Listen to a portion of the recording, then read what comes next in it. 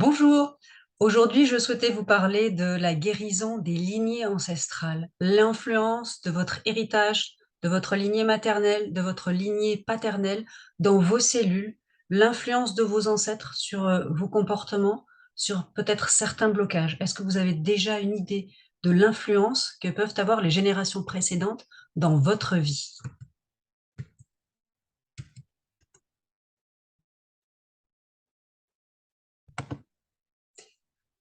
Est-ce que vous savez comment les lignées ancestrales influencent votre vie et comment vous le sentez, vous le voyez dans votre vie? Vous pouvez avoir ce qu'on appelle des schémas limitants dont vous avez hérité. Ce serait peut-être, une carrière contrariée pour une femme, ce serait, le schéma hérité: on ne gagne pas plus d'argent que son mari. Ça peut être, pour un homme ou une femme, on ne s'élève pas au-dessus du rang social de ses parents. Donc on reste toujours à peu près dans la même gamme sociale, peut-être dans la même gamme de métiers même. Intégrer qu'une femme ne peut pas subvenir seule à ses besoins, donc automatiquement, on recherche naturellement un compagnon, une compagne. On doit travailler dur pour ne pas gagner grand-chose. Ça, c'est parfois, ce qui est hérité, au travers de l'expérience de l'argent dans la famille et aussi, pour, certains hommes, qu'un homme doit subvenir aux besoins de sa famille et qu'il n'a pas de temps à perdre avec l'éducation des enfants, ce qui est bien dommage. Mais voilà, certains schémas limitants dont vous avez peut-être hérité d'un grand-père, d'un arrière-grand-père ou d'une arrière-grand-mère. On peut retrouver aussi certaines répétitions. Je vous ai mis un exemple très simple. Une personne qui serait migraineuse, sa mère serait migraineuse, sa grand-mère était migraineuse. Où est l'ancêtre source, en fait, dont tout part? Voilà. Mais c'est un héritage dont on n'a pas forcément idée de pourquoi, mais oui, c'est normal, dans la famille, on est tous des migraineux. Et est-ce qu'on pourrait pas, est-ce qu'on est obligé de porter ça déjà? Est-ce qu'on pourrait pas essayer de nettoyer ce schéma? Déjà, quand il est identifié, c'est pas mal, mais est-ce qu'on pourrait pas intervenir dessus et s'en défaire? Et puis, peut-être se défaire d'une certaine loyauté envers la famille et de dire: «C'est OK, je prends les bonnes choses, mais celle-ci, je vous la rends». Au niveau des répétitions, on peut avoir, par exemple, des répétitions d'enfants mort-nés. Les deuxièmes de chaque famille, par exemple, dans certaines familles, sont tous mort-nés. Peut-être qu'à chaque fois qu'un enfant quitte le foyer, il développe une maladie. Qu'est-ce qui se cache derrière cette répétition? Vous pouvez avoir aussi, celle que je trouve assez parlante aussi, par exemple, une blessure d'abandon qui vous suit, en fait, et qui vient d'une autre génération. Exemple, un arrière-grand-père qui serait décédé à la guerre et qui aurait laissé sa femme, du coup, seule, élever, leurs enfants. Le schéma se reproduit dans, la génération d'après. Un grand-père qui va être mort d'une maladie, en laissant une nouvelle fois sa femme élever seule les enfants et on descend, son descendant et le père, là, cette fois-ci, qui abandonne pour vivre une autre vie avec quelqu'un d'autre et qui laisse seul son enfant avec sa mère et qui en résulte d'une femme, par exemple, qui a du mal à garder un compagnon dans cette vie-ci parce qu'elle est impactée par, en fait, cette vie-là et surtout, l'héritage émotionnel et les schémas répétitifs émotionnels et mentaux d'un ancêtre, en fait. Cet héritage, il ne nous appartient pas et sachez qu'on hérite au moins, des traumas sur 7 générations précédentes. Donc c'est-à-dire que l'histoire parfois s'est même perdue et on se retrouve avec, je vous ai mis comme exemple, peut-être un immense sentiment de tristesse sans en avoir aucunement idée de l'origine. Peut-être une immense colère qui est toujours là, toujours persistante, sans savoir pourquoi, ou un sentiment constant de honte. Et moi, je voulais relier peut-être pour vous donner une petite idée, une de vos ancêtres qui aurait voilà, hem, accouché d'un nouveau-né et hors mariage, hein, et hors pression, et suite à la pression familiale, aurait été obligée de l'abandonner, parce que la famille sinon lui aurait tourné le dos, parce que fille-mère à l'époque grands-parents déjà, nos arrière-grands-parents, c'était juste inacceptable. Heu, Peut-être elle aurait été rejetée de la famille, mais de toute façon, il y avait déjà un rejet de l'école, de l'église, de la société. Donc peut-être que ça, c'est quelque chose que vous portez en vous et qui vient d'une histoire bien, bien au-dessus de vous, dont vous avez hérité et qui ne vous appartient pas parce que vous ne pouvez pas le relier à votre vie de maintenant ou votre enfance.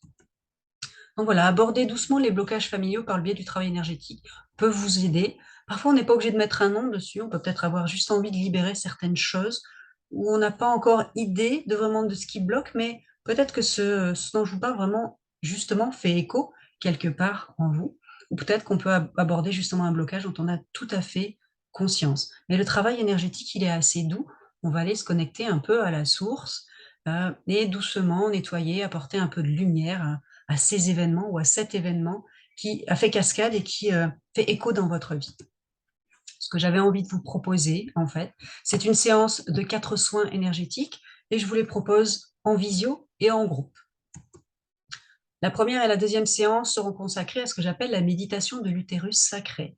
L'idée lors de la première séance, ça va être de travailler sur le chakra sacré. Vous savez, ce centre d'énergie qui est relié au centre des émotions, de la créativité et des énergies sexuelles chez les personnes, et de travailler en libérant ce chakra dans lequel se créent les émotions et libérer tout ce dont vous avez hérité de la lignée maternelle sur cette génération. Et ensuite, lors de la deuxième séance, une semaine après, travailler sur la libération des mémoires des femmes de la lignée paternelle, donc du côté de votre père, tout en travaillant sur ce centre énergétique pour doucement envoyer de l'énergie, libérer ceux que vous êtes prêts à laisser partir aussi. La troisième séance, ce sera une reconnexion à la force de vos ancêtres. Parce que pour moi, il n'y a pas que du négatif, heureusement, chez vos ancêtres. Ils vous ont aussi légué une certaine force et puis des schémas aussi tout simplement positifs, peut-être de courage, d'abondance, de curiosité, de ténacité. Voilà, donc l'idée, moi je propose toujours des méditations guidées accompagnées de soins énergétiques. Et celui-ci, pour la troisième séance, ce sera de recevoir un cadeau ou de demander une solution. En tout cas, de bénéficier de l'expérience de vos ancêtres pour avancer avec plus de certitude dans votre vie. Et la quatrième séance, je souhaite la consacrer à visiter votre temple spirituel, donc une connexion à votre propre espace sacré dans lequel je vous emmènerai par le biais d'une méditation guidée, simplement soit pour vous ressourcer pleinement, pour laisser tomber un peu certains bagages, ou recevoir des messages. Il y a des personnes qui reçoivent des messages pendant les méditations. Parfois, ça se fait par le biais d'un rêve le soir, à travers le sommeil, ou peut-être le lendemain, sous une forme X, une chanson qui apparaît, que vous écoutez, qui vous donne une solution. Voilà, par exemple, deux personnes qui discutent. En fait, un signe, vous avez peut-être l'habitude des signes. Voilà, donc une connexion à votre espace sacré pour aller un peu honorer la personne lumineuse que vous êtes et prendre un peu de la distance avec cette vie de matière dans laquelle on est et on a l'impression de pas avoir la main dessus. Mais en fait, ce genre de travail vous permet de retrouver, de reprendre un peu les rênes sur votre vie. Donc, ces séances qui allient méditation et soins énergétiques, je vous les propose de la façon suivante. D'abord, qu'est-ce que ça va faire? Dissoudre les liens douloureux avec les relations passées, libérer les mémoires des femmes des lignées précédentes. Je trouve que c'est important à une époque où les femmes, justement, n'avaient peut-être pas l'occasion même de se poser la question, est-ce que je suis bien, est-ce que je suis heureuse, comment je pourrais mieux m'épanouir dans ma vie?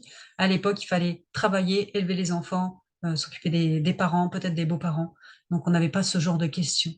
Et donc là, c'était vraiment pour leur rendre hommage et libérer les mémoires des lignées précédentes. Nettoyer donc les empreintes énergétiques sur cette génération, peut-être adoucir des relations abusives qui ont été vécues ou héritées. Renouer donc avec vos ancêtres féminines, même si on ne les a pas toutes connues, même si on a connu certaines avec qui on n'était pas d'accord, mais peut-être reconnaître aussi certains points positifs dont vous avez hérité, que vous êtes content de reproduire, ou simplement l'idée de prendre du recul et enfin de faire la paix. Et l'idée d'affirmer donc votre légitimité, quel que soit le regard des autres. Donc ça se passera les mercredis 2, 9, 16 et 23 novembre en visio par Zoom à 20h30. En groupe, donc on suit une séance guidée, de méditation guidée, on reçoit un soin énergétique et on échangera ensuite en groupe. Donc je favorise plutôt un travail en petit groupe pour que tout le monde puisse s'exprimer. Et si vous n'avez pas envie de vous exprimer, il n'y a aucune obligation. Vous pouvez simplement recevoir le soin et être présent, profiter aussi de l'énergie du groupe. Voilà, donc je vous propose ces méditations guidées. Je suis Myriam Loupi, énergéticienne depuis maintenant plus de 10 ans. Et si vous souhaitez des renseignements et si vous souhaitez vous inscrire, vous avez mon site internet qui s'affiche sous vos yeux, www.connexion-reiki.fr, ou mon email, contact@connexion-reiki.fr. Je me ferai un plaisir de vous accueillir, de répondre à vos questions. Et si ces 4 soins vous semblent euh, un peu trop, vous pouvez vous inscrire au premier soin pour tester, pour voir si cela vous convient, et puis après nous rejoindre pour la série de 3, ou simplement bénéficier de ce premier soin à titre de première expérience et de voir ce qui se passe pour vous. Voilà, je vous attends avec grand plaisir et je vous dis à très bientôt pour ce début de travail ensemble. Au revoir.